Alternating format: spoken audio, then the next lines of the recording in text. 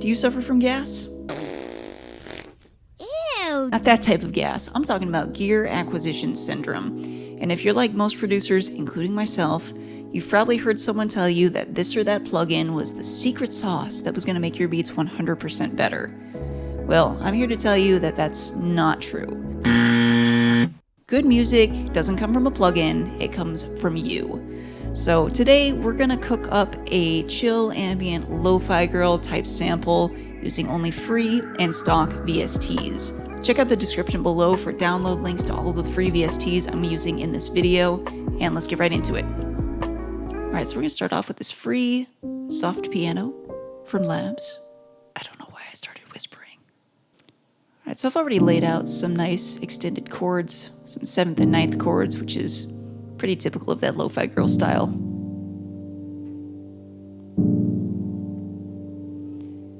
And I just want to add some reverb real quick so I can get a feel more of how it's going to sound when we're done here. And I just want to come back in here and I'm going to invert some of these notes, which basically means I'm going to take some of these middle notes and move them up an octave. That can make your chords a lot more open and just make them sound different. And I'm going to kind of accentuate some of these middle notes and create a bit of a melody up here. And I just want to create a little melodic line kind of leading back to that first chord. All right, perfect. And the reverb I'm using for everything on this track is the Valhalla Supermassive. Beautiful, lush, ambient reverb. If you don't have it, pick it up. And I'm just going to move all of these chords up an octave.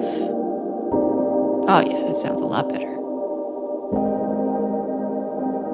Okay, so the next thing I'm going to do is grab a vocal sample, and this is from a free Cymatics vocal pack. And I'm basically just going to chop this and make some ambient vocals with it.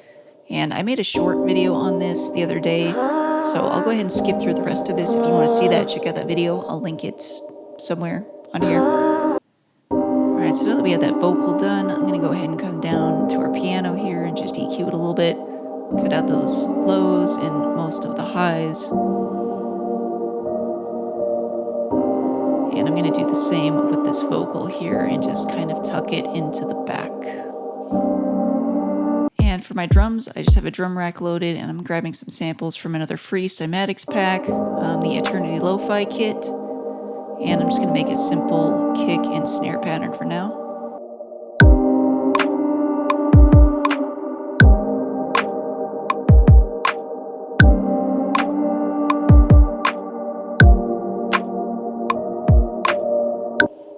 One of my favorite things to do is come in here and set my quantized settings.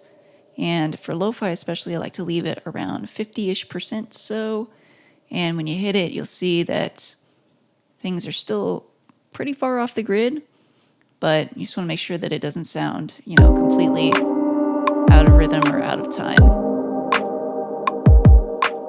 Okay, let's go ahead and grab some hi-hats. I'm just going to make a really simple two-step pattern here. So I'm just going to draw in these two. I'm going to hover over the MIDI note and hold Alt. It'll give me that velocity information. And I'm just going to drag the second one, which is on the offbeat, down. So it's quite a bit quieter than the first one. The next thing I'm going to do is come back to my drum rack with my kick and my snare and go to extract chains. And what that's going to do is actually separate my snare into a different track. So now I can mix them separately. Okay, so I'm going to come down here and I'm just going to EQ these a little bit. You can see these are already pretty lo-fi because they're from a lo-fi pack. I'm going to add a little bit of auto pan here just so they go back and forth. And then I want to add just a little bit of saturation.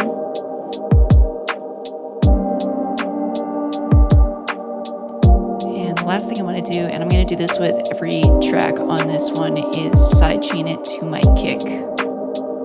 Okay, for my bass, I'm going to come into the packs section in Ableton, and this guitar and bass pack, I'm going to pick up one of these electric bass instruments and just put down a simple bass pattern here. I'm going to take it down an octave so it's more of a sub bass.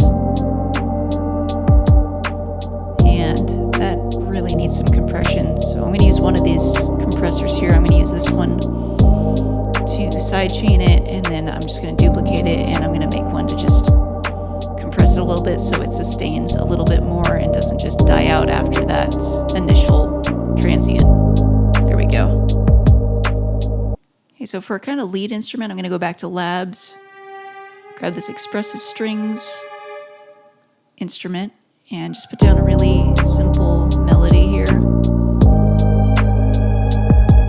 Kind of doing a call and response with those vocals. And the last thing I'm going to do is grab this pad from Labs and layer it with that soft piano, just to give it a little more depth. And that's just a beautiful ambient pad. Labs is so good. If you don't have any of their stuff, go check it out. I'm just going to move this down an octave so it's not fighting for that same frequency range as the piano. One of the last things I'm doing here is I've grouped my piano and that pad into a bus together, just with a little bit of EQ, glue compressor to add a little bit of compression, and the chorus effect from Ableton, and I've switched it to the vibrato effect just to give it a little bit of that lo-fi pitch warble. And last but not least, it's not lo-fi if we don't have some ambient noise, so I've just added this Fire and Rain sample from a free Cymatics pack as well. And I'll play the final beat for you guys. As always, if you enjoyed this video, please remember to like, subscribe, share. It helps my channel so much and I really appreciate it, and I'll see you guys in the next one. Take care.